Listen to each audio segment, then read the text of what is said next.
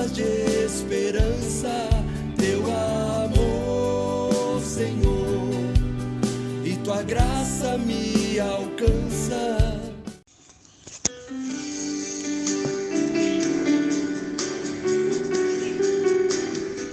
Louvado seja o nosso Senhor Jesus Cristo, para sempre seja louvado, em nome do Pai, do Filho e do Espírito Santo. Amém. Amados irmãos e irmãs, bom dia. Palavras de esperança, eu sou João Batista. A nossa reflexão hoje será a continuidade do capítulo 9 de Romanos, do versículo 17 ao 29, que traz para nós hoje um questionamento. Quem somos nós para questionarmos a vontade de Deus? Tome a palavra, vamos juntos meditá-la. Onde nós falávamos, Deus age em sua liberdade e Ele revela a sua misericórdia. Hoje, eu achei muito interessante essa continuidade da reflexão com essa pergunta. Quem somos nós para questionarmos a vontade de Deus? Porque muitas das vezes acontece algumas coisas com a gente fica sem entender e às vezes fica bravo com Deus, né? Por que Deus deixou isso acontecer comigo? Então hoje nós vamos meditar um pouquinho sobre isso. Por que as coisas acontecem em nossa vida? Por que Deus, que é amor, deixou isso acontecer? A reflexão de hoje vai nos dar uma puxadinha de orelha nesse sentido. Vamos à leitura, versículo 17. Por isso diz a Escritura ao faraó: eis o motivo por que te suscitei, para mostrar em ti o meu poder e para que se anuncie o meu nome por toda a terra. Portanto, ele tem misericórdia de quem quer e endurece a quem quer. Disse-me-ás talvez, porque ele ainda se queixa? Quem pode resistir à sua vontade? Mas quem és tu, ó homem, para contestar a Deus? Porventura o vaso de barro diz ao oleiro: por que me fizeste assim? Ou não tem o oleiro poder sobre o barro para fazer da mesma massa um vaso de uso nobre e outro de uso vulgar? Onde então está a injustiça? Em ter Deus para mostrar a sua ira e manifestar o seu poder, suportado com muita paciência os objetos de ira preparados para a perdição, mostrando as riquezas da sua glória para com os objetos de misericórdia que de antemão preparou para a glória? Esses somos nós, que ele chamou não só dentre os judeus, mas também dentre os pagãos. É o que diz em Oséias: chamarei meu povo ao que não era meu povo, e amada a que não era amada. E no lugar mesmo em que lhes foi dito: vós não sois meu Deus, ali serão chamados filhos de Deus vivo. A respeito de Israel, exclama também o profeta Isaías: ainda que o número de filhos de Israel fosse como a areia do mar, só um resto será salvo.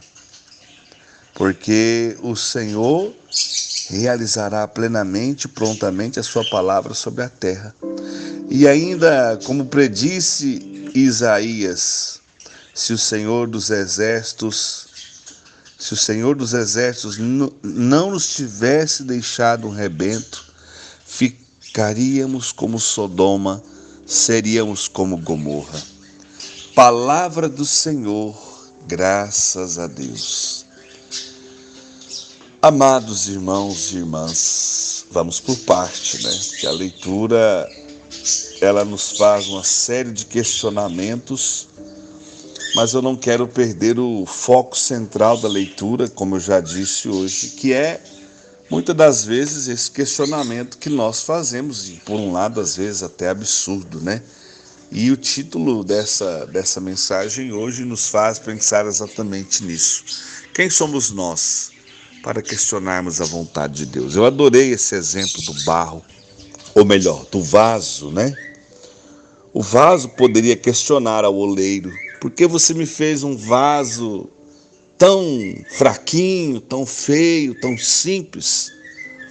Nós não podemos questionar de Deus o porquê que nós somos feitos assim ou assado, né? Desse ou daquele jeito.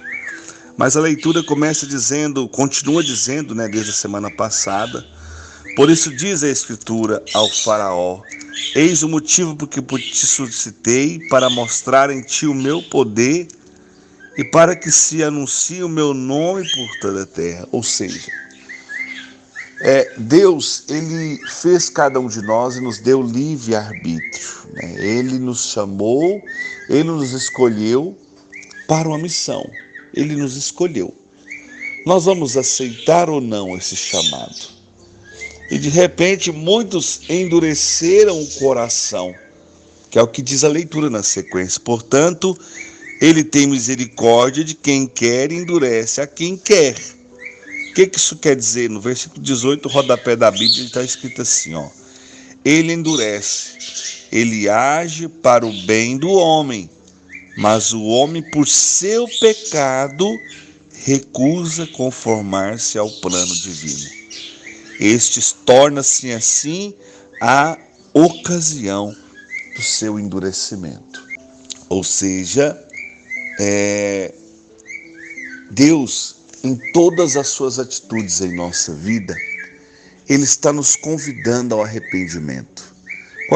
Quando a palavra vem citar o Faraó, ela quer dizer para nós assim: olha, Deus deu várias chances para o Faraó se arrepender, mudar de atitude, libertar o povo de Deus. Aí veio as pragas do Egito, aconteceram tantas coisas para que aquele homem mudasse, mesmo assim ele não mudou. Somente após a 10ª praga, pensa, gente, o povo foi liberto depois de sofrer tanto. Faraó vendo tudo aquilo acontecer e a dureza do seu coração. Isso quero trazer para o nosso dia a dia.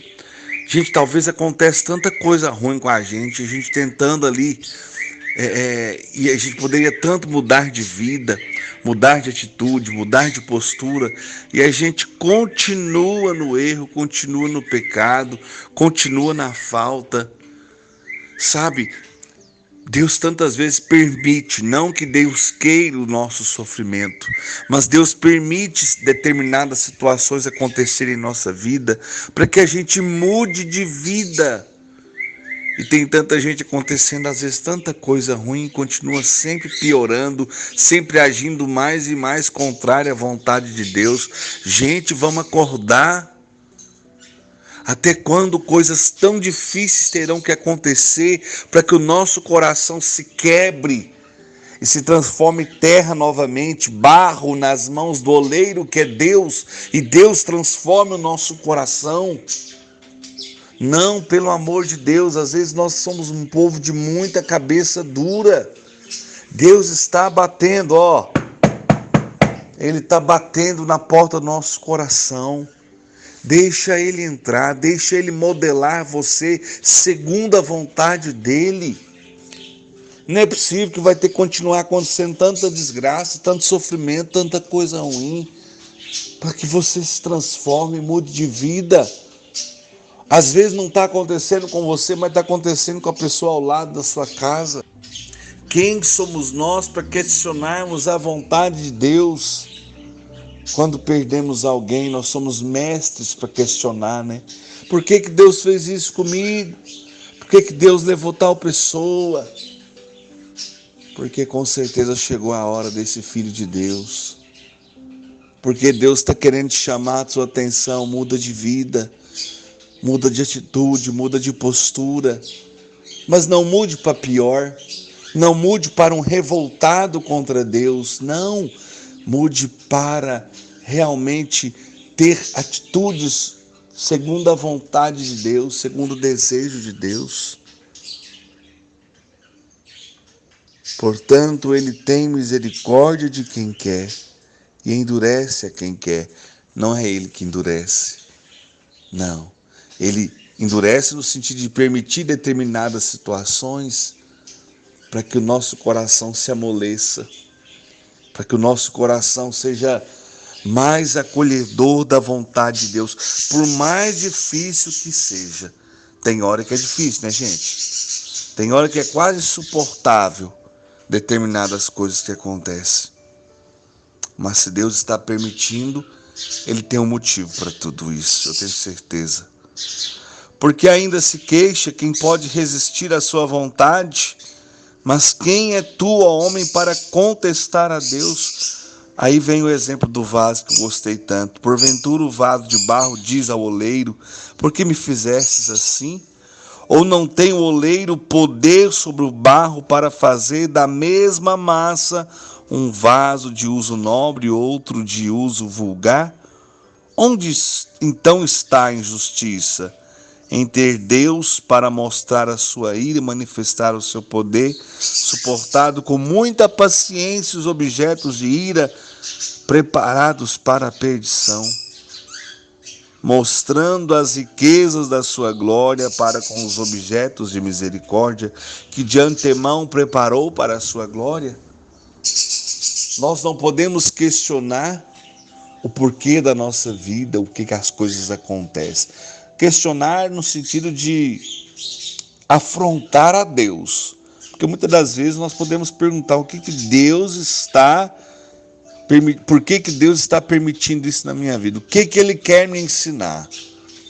Eu já aprendi muito, irmãos. Eu já aprendi muito, porque antigamente eu era revoltado com algumas coisas que aconteciam, até depois da minha experiência profunda com Deus. Eu questionava determinadas situações que aconteciam e às vezes ficava até bravo. Eu me lembro de uma ocasião onde eu estava trabalhando e tinha poucos dias que eu tinha sofrido um acidente. Uma pessoa havia batido em meu carro, eu tinha consertado ele. E poucos dias depois desse acidente, foi no finalzinho de dezembro, e no finalzinho de janeiro eu estava trabalhando no meu carro, de repente eu parei atrás de um ônibus, o ônibus deu uma ré e amassou meu carro. Eu desci desse carro, meu, revoltado, falei, meu Deus, mas eu acabei de arrumar esse carro e fiquei bravo com o motorista do ônibus que não teve visão nenhuma, coitado de mim. Não, mas eu vou pagar. Falei, vai pagar nada, ninguém tem palavra nesse mundo de hoje. E ali fiquei revoltado. Porque era em poucos dias, tinha acontecido a mesma situação comigo, a pessoa não tinha pagado nada, o carro tinha me dado um prejuízo de mais de 3 mil reais, eu estava todo chateado, lembrando que tinha pouco mais de 2 meses que eu tinha comprado o carro. Então eu estava muito chateado com tudo aquilo. E aqui o pessoal que mora na Diocese de Patos conhece, eu estava no município de Guarda dos Ferreiros trabalhando quando esse acidente aconteceu. E depois até o homem depositou praticamente todo o valor na minha conta e ele honrou com a palavra dele. Mas o que eu quero contar não é isso. Eu fiquei ali parado mais ou menos uns 10 minutos.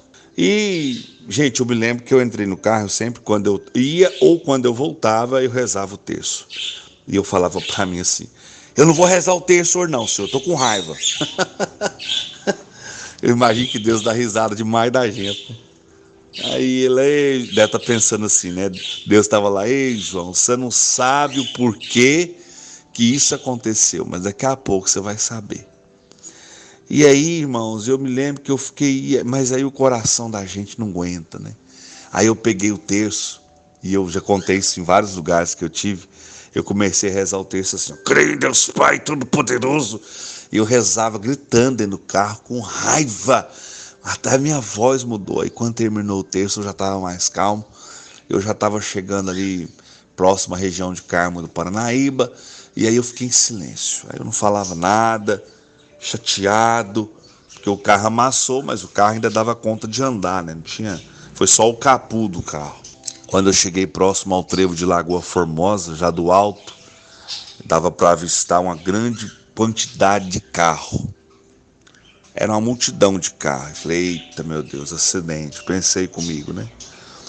Os carros estavam encostados, era horário que os ônibus estavam vindo para a faculdade em Patos de Minas, então tinha muito ônibus, muito estudante, muito carro, muito caminhão, era horário de pico na rodovia.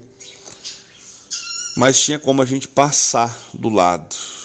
E aí, quando eu cheguei no local do acidente, eu fiquei curioso, né? Porque é uma região que eu conheço muita gente, muita família. Então eu parei o carro e cheguei até ali, perto de uma pessoa. e perguntei o que havia acontecido. E eles me contaram que o carro foi cruzar a rodovia e infelizmente veio o ônibus, bateu, as pessoas estavam presas na ferragem e foi algo muito triste. E aí eu fui tocado a perguntar para aquele homem: há quanto tempo isso aconteceu? E ele tem exatamente 10 minutos. Eu voltei para o meu carro, isso foi no dia 13 de março, dia que Papa Francisco foi chamado à missão, de conduzir a igreja, dia que meu sobrinho Conrado nasceu. Eu lembro dessas datas e outro fato que aconteceu de um primo que estava hospitalizado. Foi tudo no mesmo dia, foi um dia bem cheio. E aí, naquele 13 de março, quando aconteceu isso, eu voltei para o carro e vim de Lagoa Formosa a Patos de Minas, mais de 20 quilômetros chorando. Porque eu entendi naquela hora que poderia ter sido eu que estava logo atrás daquele ônibus e haveria batido meu carro e poderia também até ter morrido ou machucado muito. E aquele dia foi um dia de grande aprendizado para mim, mas de muito, muito grande. Porque eu vim a viagem inteira rezando o texto, mas questionando a vontade de Deus.